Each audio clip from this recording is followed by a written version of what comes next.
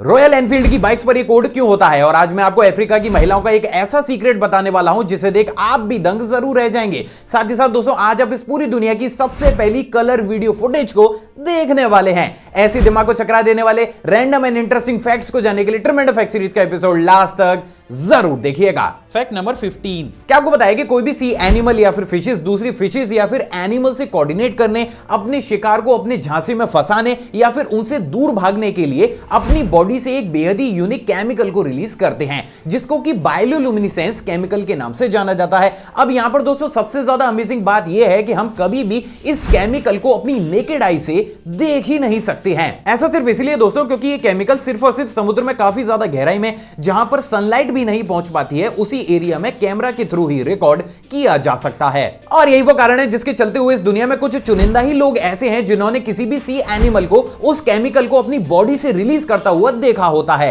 तो अगर ये रेयर है तो इसका इस चैनल पर आना तो जरूर बनता है। तो चलिए दोस्तों आज मैं आपको कुछ इंटरेस्टिंग दिखाता हूं।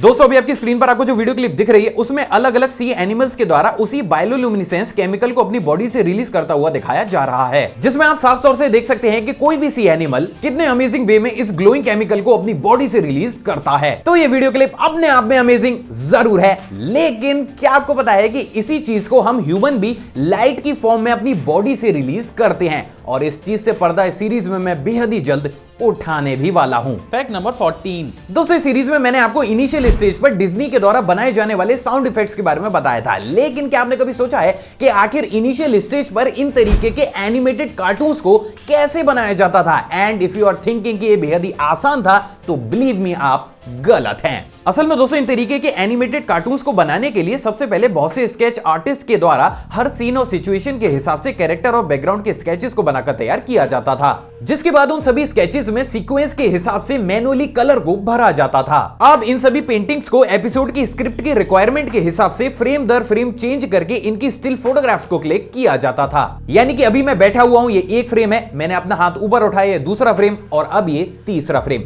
ठीक इसी तरीके से इनकी स्टिल फोटोग्राफ्स को क्लिक किया जाता था, जिसके बाद उन सभी हजारों फोटोग्राफ्स को उसी सीक्वेंस में एक के बाद एक लगाकर कंप्यूटर के थ्रू फास्ट वे में स्लाइड किया जाता था, जिसकी वजह से स्क्रीन पर हमें हमारा फेवरेट कार्टून कैरेक्टर जंप करता हुआ या फिर आगे चलता हुआ दिखाई देता था। यानी कि ओवरऑल आप ये कह सकते हैं कि एक 10 से 15 मिनट के एनिमेटेड एपिसोड को बनाने के लिए लगभग 3 से 4 हजार स्केचेस को बनाकर उनकी लगभग 2 से 2,500 फोटोग्राफ्स को क्लिक करना पड़ता था। एंड बिलीव मी ये काम बिल्कुल भी आसान नहीं था। सच में आज इन हार्ड वर्किंग आर्टिस्ट के लिए दिल में इज्जत और ज्यादा बढ़ गई। फैक्ट नंबर 13, क्या आपको पता है कि अफ्रीका के नॉर्थ नामीबिया के कुनेन प्रांत में रहने वाली हिम्बा ट्राइब की महिलाओं को अफ्रीका की सबसे ज्यादा खूबसूरत महिलाएं माना जाता है? लेकिन क्या आपको पता है कि ये महिलाएं अपनी इसी खूबसूरती को मेंटेन रखने के लिए अपनी पूरी ही जिंदगी नहाती तक नहीं है? और अगर आपको ये चीज शॉकिंग लग रही है तो थोड़ा सा ठहर जाइए, क्योंकि दोस्तों बहुत ही कम लोगों को यह मालूम होगा कि ये महिलाएं ना सिर्फ नहाती नहीं है बल्कि अपनी पूरी ही जिंदगी अपने हाथ तक को पानी से नहीं धोती। असल में दोस्तों इस ट्राइब की एक प्रथा के अनुसार इस ट्राइब की सभी महिलाएं अपनी पूरी जिंदगी ना ही नहा सकती हैं और ना ही वो अपने हाथ पैरों को पानी से धोकर उनको साफ कर सकती हैं। इन सब के बदले ये महिलाएं अपनी पर्सनल हाइजीन को मेंटेन रखने के लिए एक खास तरीके के हर्बल लिक्विड की स्मोक लेती हैं। और ये प्रथा अपने आप में काफी ज्यादा अजीबोगरीब जरूर है, जहां पर एक लेडी अपने पूरे ही जीवन काल में सिर्फ भाप लेकर ही अपने आप को फ्रेश रखती है। एंड फिर भी इन महिलाओं को अफ्रीका की सबसे ज्यादा खूबसूरत महिलाएं भी माना जाता है। तो अब मुझे कमेंट करके जरूर बताइएगा कि कौन कौन इस प्रथा को विंटर सीजन में अपनाने वाला है। फैक्ट नंबर 12, दोस्तों क्या आपको पता है कि 22 मार्च 1899 में इंग्लैंड के एडवर्ड रेमंड टर्नर के द्वारा इस पूरी दुनिया की सबसे पहली कलर वीडियो फुटेज को पेटेंट कराया गया था, जिसमें बेसिकली कुछ बच्चे गार्डन में खेलते हुए नजर आ रहे थे। तो ये तो बात हो गई ज्ञान की। अब बात करते हैं रेयर चीज की। दोस्तों अभी आपकी स्क्रीन पर आपको जो वीडियो फुटेज दिख रही है उसको इस पूरी दुनिया की सबसे पहली पेटेंट की गई कलर वीडियो फुटेज माना जाता है, जिसको कि साल 1899 में एडवर्ड के द्वारा पेटेंट कराया गया था। तो अभी कह सकते हैं कि अभी अभी आपने कुछ रेयर तो जरूर देखा है। फैक्ट नंबर 11, दोस्तों इस वीडियो क्लिप को देखिए जहां पर एक गिलास के सामने एक ही डायरेक्शन में बनाए गए 2 एरोस को रखा जाता है, लेकिन जैसे ही एक इंसान के द्वारा इस गिलास को आधा पानी से भरा जाता है तो उनमें से एक एरो हमें कुछ इस तरीके से बिल्कुल ही अपोजिट डायरेक्शन में बना हुआ नजर आता है। लेकिन आखिर ऐसा क्यों होता है? असल में दोस्तों इसके पीछे का सबसे बड़ा कारण रिफ्रैक्शन ऑफ लाइट है। असल में दोस्तों जैसे कि हम सभी जानते हैं कि कोई भी लाइट एक सीधी बीम के रूप में किसी भी मटेरियल में ट्रेवल करती है, लेकिन दोस्तों लाइट की एक यूनिक टेंडेंसी भी होती है, जिसके चलते हुए अगर वो अपने ट्रेवलिंग मटेरियल को चेंज करती है तो वो थोड़ी सी बेंड हो जाती है। फॉर एन एग्जांपल, अगर लाइट सिंपली एयर में ट्रेवल करती है तो वो कुछ इस तरीके से एक स्ट्रेट लाइन के रूप में ट्रेवल करती है, लेकिन जैसे ही ये लाइट एयर से किसी भी ग्लास में एंटर करती है तो ये ग्लास के एंट्री पॉइंट पर कुछ इस तरीके से हल्की सी बेंड हो जाती है। और यही वो कारण है जिसके चलते हुए लाइट जितनी बार भी अलग अलग मीडियम में एंटर करती है वो उतनी बार ही एक सर्टेन एंगल पर बेंड हो जाती है। लेकिन यहां पर भी एक सबसे बड़ा ट्विस्ट आता है हाई इंडेक्स मटेरियल और लोअर इंडेक्स मटेरियल में। असल में दोस्तों जो भी हाई इंडेक्स मटेरियल जैसे कि वाटर होते हैं वो लोअर इंडेक्स मटेरियल जैसे कि एयर की तुलना में लाइट को ज्यादा शार्प एंगल पर बेंड करते हैं। और यही वो कारण है जिसके चलते हुए जैसे इस खाली ग्लास को पहले एरोस के सामने लाया जाता है तो ये हमें कम एंगल पर बेंड हुए नजर आते हैं, लेकिन दोस्तों जैसे ही इस ग्लास के अंदर पानी को डाला जाता है ग्लास के अंदर से गुजरने वाली लाइट पानी की वजह से और ज्यादा बेंड हो जाती है। अब क्योंकि ये ग्लास एक कर्व्ड ग्लास है तो वो उस लाइट बीम को कर्व्ड वे में बेंड करना शुरू कर देता है। परिणाम स्वरूप हमारी वो लाइट बीम वाटर की वजह से ऑलमोस्ट हॉरिजॉन्टल बेंड हो जाती है और हमें ये एरो कुछ इस तरीके से अपोजिट डायरेक्शन में बना हुआ नजर आता है। एंड गेस व्हाट, आप इस चीज को अपने घर में भी ट्राई कर सकते हैं। फैक्ट नंबर 10, क्या आपको पता है कि चींटियों की एक बेहद ही अजीब सी आदत होती है जिसके चलते हुए अगर कोई भी चींटी चींटियों की कॉलोनी में मर जाती है तो बाकी की चींटियां तुरंत ही उसकी बॉडी या फिर वेस्ट को अपनी कॉलोनी से बाहर निकालकर फेंक देती हैं। लेकिन क्या आपको पता है कि चींटियों की यही साफ सफाई की आदत कभी कभी उन्हें काफी बुरा भी फंसा देती है। मिलिए एक्एंथेस्पिस पेटैक्स से। असल में दोस्तों ये एक एसेसिन बग है जिसका फेवरेट फूड चींटियों का ब्लड होता है और उसको पाने के लिए एक बेहद ही स्मार्ट मूव को भी अपनाता है। असल में दोस्तों ये बग किसी भी चींटियों की कॉलोनी में घुसकर एक या फिर दो चींटियों को मारकर उनकी स्किन पील करके उनको अपने ऊपर कुछ इस तरीके से पहन लेता है, जिससे बाकी की चींटियों को ऐसा लगने लगता है कि मानो उनकी साथी चींटी का देहांत हो गया है और वो उसकी बॉडी को अपनी कॉलोनी से बाहर निकालने के लिए खुद ब खुद ही इस बग के पास आ जाती हैं। परिणाम स्वरूप ये बग उन चींटियों को भी मारकर उनकी स्किन को भी पहन लेता है और ये सारा ही प्रोसेस एक चेन की तरह काम करने लगता है। एंड इन दी लास्ट ये बग सिर्फ एक जगह बैठे ही बैठे आधे से ज्यादा चींटियों की कॉलोनी को साफ कर देता है। सच में नेचर ने हर किसी को कुछ ना कुछ सुपर पावर्स तो जरूर दी हैं। फैक्ट नंबर 9, दोस्तों आपने हॉकी में यूज होने वाले रोलर ब्लेड्स को तो जरूर देखा होगा जो कि यूजुअली अब आपको बहुत से लोगों के द्वारा पहने हुए भी नजर आते हैं। असल में दोस्तों इन तरीके के रोलर ब्लेड्स में एक के पीछे एक व्हील्स को कुछ इस तरीके से बेहद ही अलाइंड वे में लगाया जाता है, जिसकी वजह से ये roller blades ordinary roller skates की तुलना में किसी भी प्लेयर को ज्यादा स्पीड और फ्लेक्सिबिलिटी भी देते हैं। लेकिन क्या आपने कभी सोचा है कि आखिर इन तरीके के रोलर ब्लेड्स को बनाने का आइडिया इन्वेंटर को किससे देखकर आया? नहीं तो चलिए आज मैं आपको इतिहास के पन्नों में लेकर चलता हूं। दोस्तों अभी आपकी स्क्रीन पर आपको जो वीडियो क्लिप दिख रही है उसे साल 1923 में शूट किया गया है। असल में दोस्तों बहुत ही कम लोगों को यह मालूम होगा, लेकिन साल 1923 में बेहद ही छोटे टाइम पीरियड के लिए कुछ इस तरीके के सिंगल व्हील रोलर स्केट्स को बनाकर तैयार किया गया था।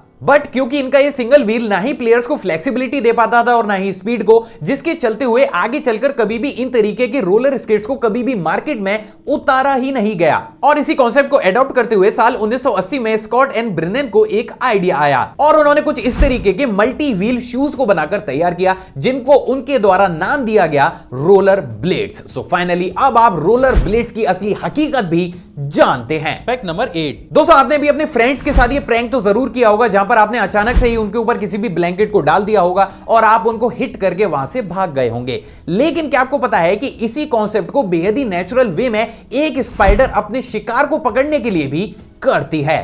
असल में दोस्तों इस स्पाइडर का नाम डीनोपिडाई है, जिसको कि नेट कास्टिंग स्पाइडर के नाम से भी जाना जाता है, जो कि यूजुअली ऑस्ट्रेलिया में पाई जाती है। और आप ये जानकर हैरान हो जाएंगे कि ये स्पाइडर अपने शिकार को फंसाने के लिए अपने वेब को कुछ इस तरीके से पहले से ही अपने हाथों में बुनकर रखती है। अब जैसे ही इसका शिकार इसके इस वेब के ठीक नीचे पहुंचता है तो ये कुछ इस तरीके से इस वेब को शिकार के ऊपर डालकर उसको कुछ इस तरीके से ऊपर की तरफ उठा लेती है, जिसके बाद ये बेहद ही आसानी से शिकार को अपना फूड बना लेती है। तो आप ये कह सकते हैं कि ये स्पाइडर और इसके शिकार करने का तरीका यूथ के प्रैंक से काफी ज्यादा इंस्पायर्ड लगता है। वैसे बहुत से लोग इस प्रैंक को कंबल परेड भी कहते हैं। फैक्ट नंबर 7, दोस्तों पिछले दिनों एक व्यूअर के द्वारा इंस्टाग्राम पर मेरे को एक वीडियो क्लिप भेजी गई जिसमें जैसे एक इंसान के द्वारा कांच की बोतल के अंदर एक पेपर स्ट्रिप को जलाकर उसके ऊपर एग को रखा जाता है तो वो कुछ इस तरीके से खुद ब खुद ही बोतल के अंदर चला जाता है। लेकिन आखिर ऐसा क्यों हो रहा है नहीं पता, तो डोंट वरी मैं हूं ना।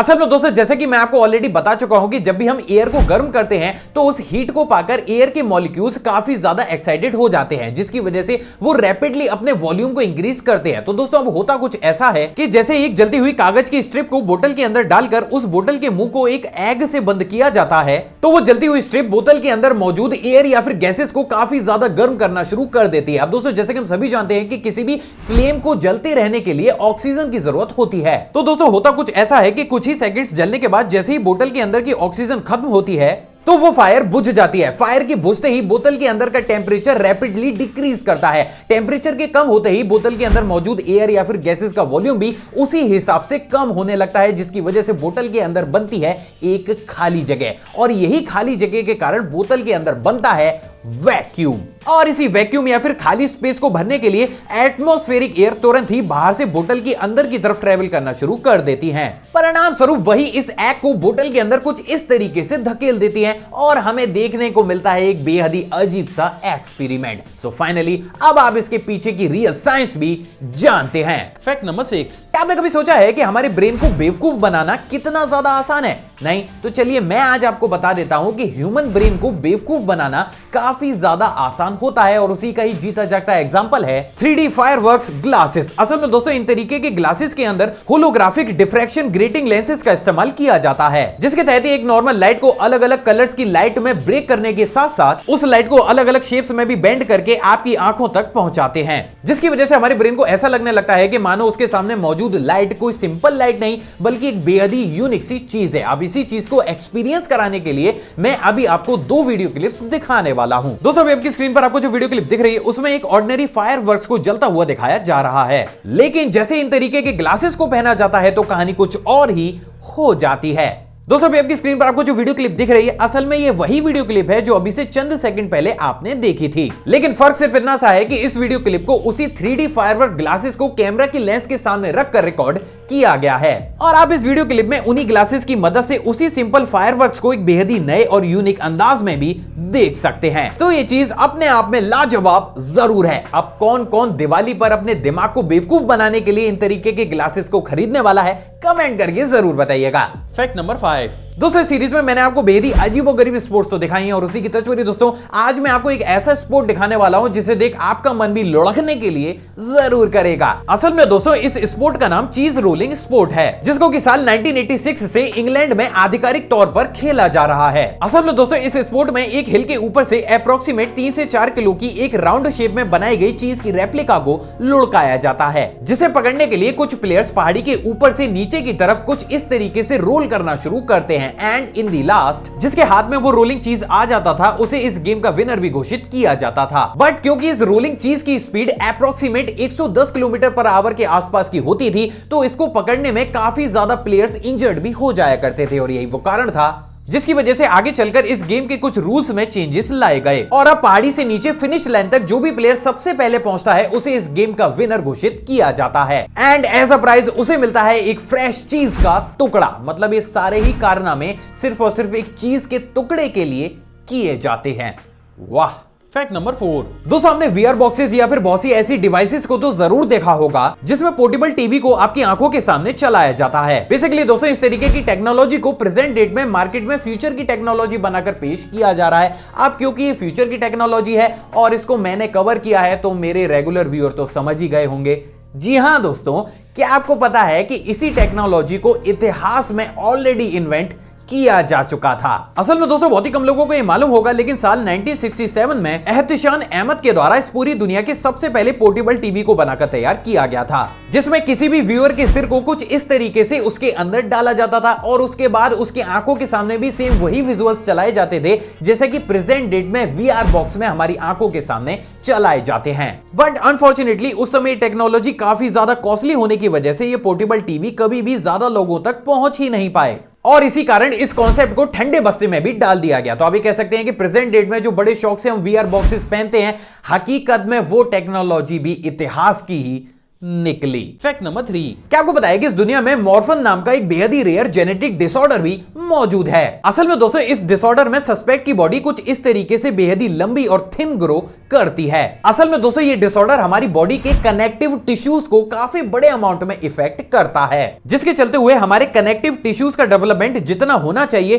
उससे कहीं ज्यादा और गलत शेप में होता है। परिणाम स्वरूप सस्पेक्ट के हाथ, पैर, उंगलियां और यहां तक कि आईबॉल्स भी काफी ज्यादा थिन हो जाती हैं। और इसी डिसऑर्डर का जीता जागता प्रमाण है एक स्पेनिश एक्टर जेवियर बोतेट, जिन्होंने अपनी इसी कमी को एक्टिंग के थ्रू अपनी ताकत में कन्वर्ट कर दिया है। और ये एक परफेक्ट एग्जांपल है जो हमें ये बताता है कि किसी भी सिचुएशन में अगर इंसान कुछ भी ठान ले तो वो उसको बेहद ही आसानी से कर सकता है। Fact number 2। दूसरे वाला फैक्ट करंट अफेयर की टच पर है। क्या आपको पता है कि अभी हाल ही में Indian photographer Aishwarya Shridhar wildlife photographer award जीतने वाली भारत की सबसे पहली महिला बन गई हैं। सच में गर्व होता है इंडियन यूथ पर। Fact number 1। रॉयल एनफील्ड की बाइक पर इन तरीके के कोट्स क्यों लिखे जाते हैं? असल में दोस्तों बात अगर Royal Enfield Classic Signals edition की जाए तो आपको उस बाइक के फ्यूल टैंक पर ये दो अलग अलग कोट्स देखने को मिलते हैं। अब इन कोट्स के पीछे की सच्चाई जानने से पहले हमें यह जानना होगा कि आखिर कंपनी के द्वारा इन तरीके की बाइक्स को मार्केट में उतारा ही क्यों गया है। असल में दोस्तों कंपनी के द्वारा हमारी इंडियन आर्म्ड फोर्सेस को ट्रिब्यूट देने के लिए इन तरीके की बाइक्स को मार्केट में उतारा गया है। और यही वो कारण है जिसके चलते हुए ये एडिशन आपको सिर्फ दो ही कलर्स में देखने को मिलता है। पहला एयरबॉर्न ब्लू, जिसको कि इंडियन एयरफोर्स को ट्रिब्यूट देने के लिए बनाया गया है, और दूसरा स्टॉर्म राइडर सैंड, जिसको कि हमारी इंडियन आर्मी को ट्रिब्यूट देने के लिए उतारा गया है। अब दोस्तों बात अगर इस ट्राई कलर 49 नंबर की जाए तो यहां पर ये कोड रॉयल एनफील्ड और इंडियन आर्म फोर्सेस के बीच एसोसिएशन को दिखाता है, जहां पर दोस्तों ये दिखाने की कोशिश की गई है कि साल 1949 में सबसे पहली बार रॉयल एनफील्ड और इंडियन आर्म फोर्सेस के बीच एसोसिएशन को किया गया था,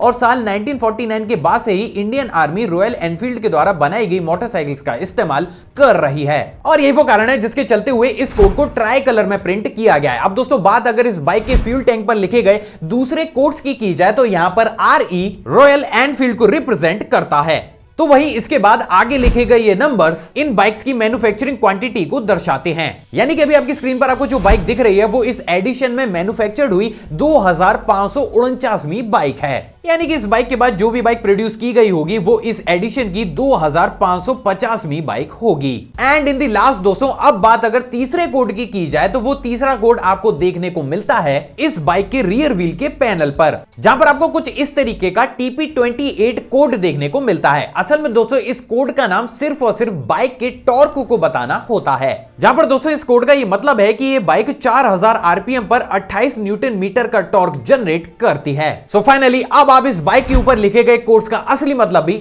जानते हैं। आई होप दोस्तों आज की वीडियो आपको नॉलेजेबल लगी होगी। अगर आपको ये वीडियो पसंद आई तो इस वीडियो को दिल खोलकर लाइक, शेयर और कमेंट जरूर कीजिएगा। आप चाहें तो मुझे इंस्टाग्राम पर भी फॉलो कर सकते हैं, वहां भी मैं शॉर्ट फैक्ट्स और बैक स्टेज मोमेंट को टाइम टू टाइम शेयर करता रहता हूं, जिसका लिंक आपको स्क्रीन पर या फिर डिस्क्रिप्शन बॉक्स में मिल जाएगा। एक और फ्रेश कमाल वीडियो में आप सभी से दोबारा मुलाकात होगी दोस्तों। जय हिंद।